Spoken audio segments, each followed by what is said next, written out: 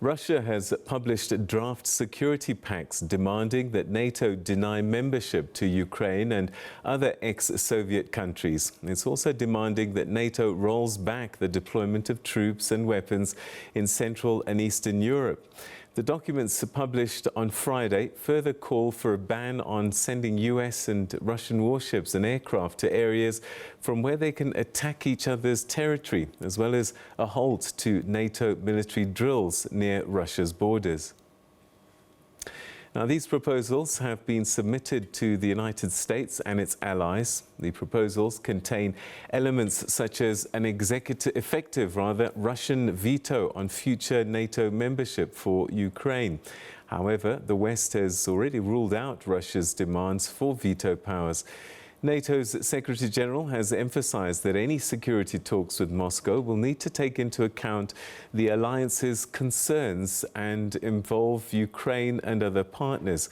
Fighting between Ukrainian forces and Russia-backed separatists in eastern Ukraine began after Russia's 2014 annexation of Ukraine's Crimean Peninsula. It has killed more than 14,000 people and devastated Ukraine's industrial heartland called Donbas.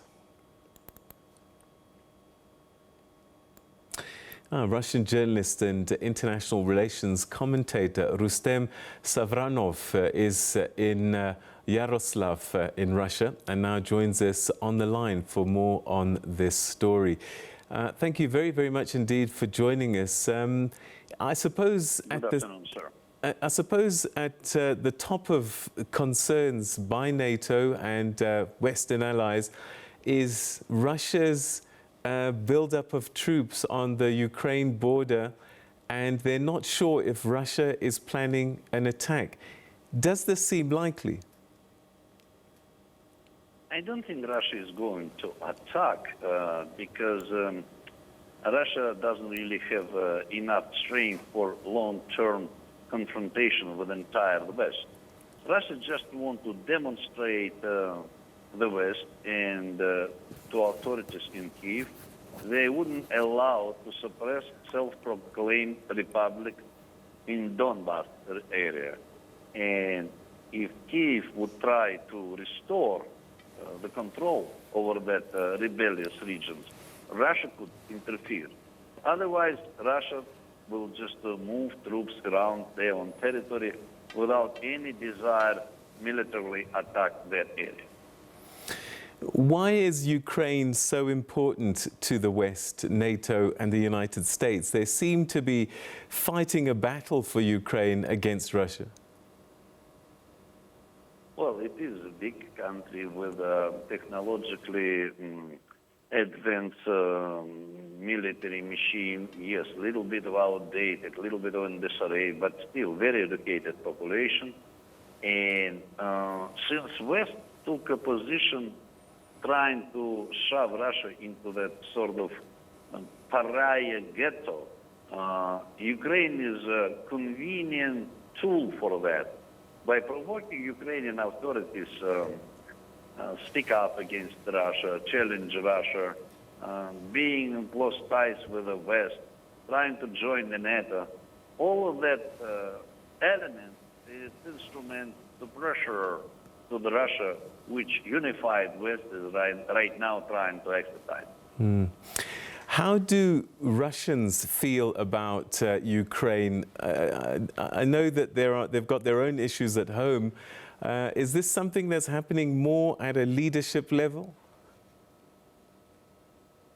Well, unfortunately, right now, after spilled blood in Ukraine and very nationalistic rhetoric in Kiev, the level of confrontation and increase.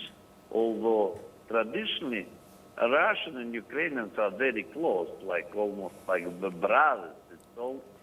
It's not the same people, but it's almost the same people. They're very close culturally. And recent confrontation, of course, it boils down to a coup d'etat, what happened in Kiev in 2014, when very nationalistic forces took over, very pro-Western forces at the same time, who wanted to use union with the West to change the course of Ukrainian civilization and break up from border of Russia and kind of join the West. Not exactly West is really ready for that kind of union, but West very much would like to use Ukraine as some sort of outpost against Russia. So, and yes, right now, division is getting higher and higher, unfortunately, due to the actions of the leadership. I'm sure common folks, for example, when Ukrainians immigrate to Russia during that conflict, trying to avoid bloodshed, they very easily integrated into the Russian society, no any tensions, they're just culturally absolutely the same. Now, Russia published these draft security pacts, and among them they're demanding that NATO deny membership to Ukraine, and also they're asking for this veto power. I'm just wondering, if NATO says no to all of that, what can Russia do? Is Russia going to do anything? Well, that's a big question. The truth is the matter, Russia doesn't really have any capacities to influence the decision of the West. It's only could lead to more build-up into the borders, put more Iskanders missiles, which would target, for example, NATO installations in Poland, in whatever, like Romania, or whatever NATO decided to put new contingents. And of course, if NATO would try to integrate Ukraine into the NATO structure, or trying to put serious contingents, probably Kremlin wouldn't wait. And yes, in this case, Kremlin probably could interfere before it's happened militarily. Because Moscow feels it like really desperate at that point. Because military infrastructure of NATO getting closer and closer and closer to the Russian heartland. So it is really fear. We're living in the fear of 1941 when Nazi troops were stationed near the Moscow. So nobody wanted to that kind of things happen again. If Russia, I mean, it's amassed all these troops on the Ukraine border, 100,000. I mean, that's a lot, and it's quite a big show of force. One gets a sense that the longer that they're there, the easier it might be for something to happen to spark a problem. NATO is telling Russia to withdraw those troops. Do you see Russia doing that? I think, at least in some kind of, I don't think NATO, of course, would succeed any of Russian demands, especially done in such an ultimative tone. But maybe in next conversation between Russia and the West, between Mr. Putin and Mr. Biden, they could strike at least a verbal deal about de-escalate the tensions. And if tensions got de-escalate, or even in a private manner, Biden would let know he wouldn't allow Kyiv to attack Donbass. So in this case, yes, Putin could order troops to withdraw from neighboring territories. Otherwise, I don't know. I think for Russia, it's also the way to call the West to talk, you know. Talk to us. We have a strength. Consider we're capable to strike if you would try to suffocate it with this NATO loop around. So if you wouldn't talk, we could demonstrate the force. That's what is it all about. The United States has threatened punishments such as sanctions should Russia not cooperate. Could these kinds of measures hurt Russia, or they're of such a nature that Russia doesn't care?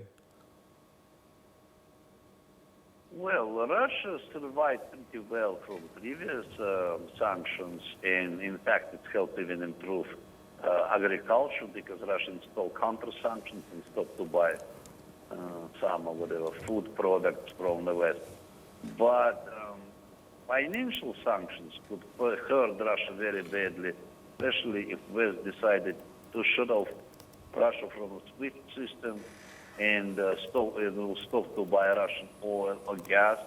yes, it could put Russian economy in very serious jeopardy, and very difficult to predict at that point what's going to happen internally in Russia. Last week, the Russian president had a virtual meeting with his Chinese counterpart, Xi Jinping. We believe that they'll meet again at the Winter Olympics in February. Do you think that President Putin is finding a friendly face and a friendly voice to help him, if not directly, with his battle with the West? Well, yes, of course. China is a strategic partner of Russia and do not approve a lot of sanctions and military use of force of the West in different parts of the world. But we have to understand also, China is very antique and state with very long history and tradition. And they very well after their own interests. So I do not expect a dramatic change. I don't think China would take a side in a confrontation of Russia with the West. I don't think that we will get some kind of support morally. China would cooperate economically, will buy some kind of Russian raw materials and so on. But maybe we'll have some military exercise together. But I don't think it will go further than that. All right, so let's perhaps end where we started, and it's this situation with Ukraine.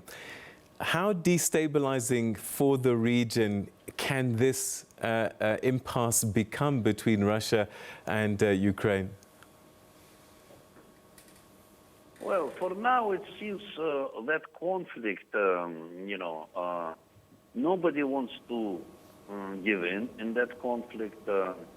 Ukraine wanted to restore the control over that territory, but doesn't want to give necessary autonomy to that territories where mostly Russian population would like to maintain their national identity, language, and close ties with Russia. So Kiev so far doesn't want that.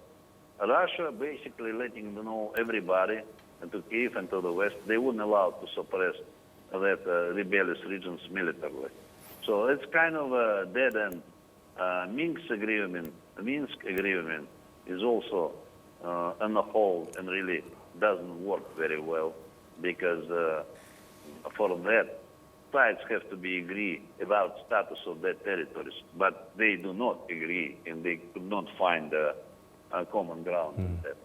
I think that conflict most likely have a chances to become frozen conflict, but like conflict around Cyprus or something like that. It could be stalled for a very long time because nobody is interested to have a huge military confrontation in the center of Europe. And I think for the West it would be a very grave mistake if they would like to seriously help Ukraine militarily, because Ukrainian forces still not much to the Russian forces, and big war right at the center of Europe wouldn't benefit to anybody, and it could really spill over Russian and Ukrainian borders and escalate. So, Rustem, that's where we'll leave it. Thank you so much indeed for joining us on the program. Thank you very much.